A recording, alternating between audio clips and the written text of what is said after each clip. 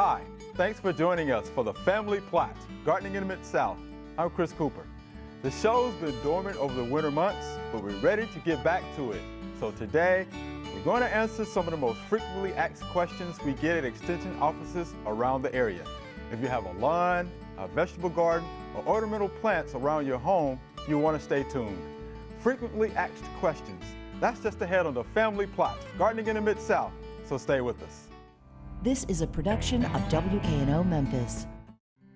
Production funding for the Family Plot, Gardening in the Mid-South is provided by Goodwin's Landscape and Garden Center in Germantown since 1943 and continuing to offer its plants for successful gardening with 7 greenhouses and 3 acres of plants, plus comprehensive landscape services.